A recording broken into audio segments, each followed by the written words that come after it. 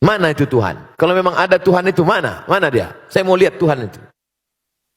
Itu pertanyaan tertua dalam surat Al-Baqarah ketika Bani Israel yang dibawa oleh Nabi Musa menyeberang dari Mesir menuju Palestina. Orang Mesir, orang Israel minta kepada Musa. Apa kata mereka? Ya Musa lan nu'mina laka hatta narallaha jahrah. Kami tidak mau percaya kepadamu sebelum kami melihat Tuhan itu nyata di depan mata kami. Mana Tuhan itu Musa? Maka nanti kalau teman-teman ada orang nantang gitu, mana Tuhan itu? Habis itu tempeleng dia langsung. Oh, paham. Habis itu tanya, ente marah ya? Iya, mana marah itu? Bisa kita tunjukkan, ini loh marah itu. Tak ada. Marah, benci, rindu, cinta, rasa, tak ada. Maka setiap orang yang ingin mengungkapkan rasa dengan kata-kata, kata terlalu miskin untuk mewakili rasa. Semua kata yang diungkapkan untuk mewakili rasa yang tak kelihatan itu, semua kata itu dusta. Contohnya, ini yang baru-baru kenal lalu ingin nikah, perempuannya nggak mau diajak nikah. Apa kata si laki-laki? Kan ku nanti kau 1000 tahun lamanya. Bohong. 1000 tahun. 40 aja udah kena diabetes. Oleh sebab itu ini bicara tentang ada rasa.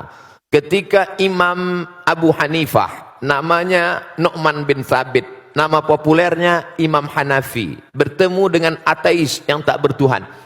Hanafi, kalau memang Tuhan itu ada, mana dia? Imam Hanafi berkata, kebetulan mereka bicara di tepi laut. Engkau pergi ke tengah laut naik kapal kayu. Sampai di tengah laut terombang-ambing, dipukul ombak, dihempas gelombang. Kakimu tidak injak ke bawah, tanganmu tidak menggapai apa-apa, tepian tidak kelihatan. Dan engkau hanya berpegang pada satu kayu pecahan kapal. Apakah dalam hatimu ada merasa di sana ada kekuatan yang maha besar? Ya, itulah Allah. Hanya saja kau tak tahu siapa namanya. Datang Muhammad SAW mengasih tahu bahwa nama dia. Siapa dia? Allahu la ilaha illa huwal hayyul qayyum. Apakah dia mengantuk kalau tidur malam? La ta'khudhuhu sinatun wala naum. Apa harta punya dia? Tuhan itu kaya. Lahu ma fis samawati wa ma fil ard. Selain daripada dia ada yang bisa ngasih pertolongan. Man dzalladzi yashfa'u indahu illa biiznih. Tahu tak dia apa yang ada terbersit dalam hati saya? Ya'lamu ma baina aydihim wa ma khalfahum wa la yuhituna bi syai'in min ilmihi illa bima syaa'. Bagaimana kekuasaan dia? Apakah dari Sabang sampai Merauke? Wasi'a kursiyyuhus samawati wal ard. Sulitkah dia mengatur berapa tetes hujan yang jatuh di sana? Berapa buah yang matang di sana? Berapa anak ikan, cacing-cacing tanah di dalam sana? Man dzalladzi yashfa'u indahu illa bi'idznihi ya'lamu ma baina aydihim wa ma khalfahum wa la ya'uduhu hifdzuhuma. Tak ada berat bagi dia untuk menjaga langit dan bumi.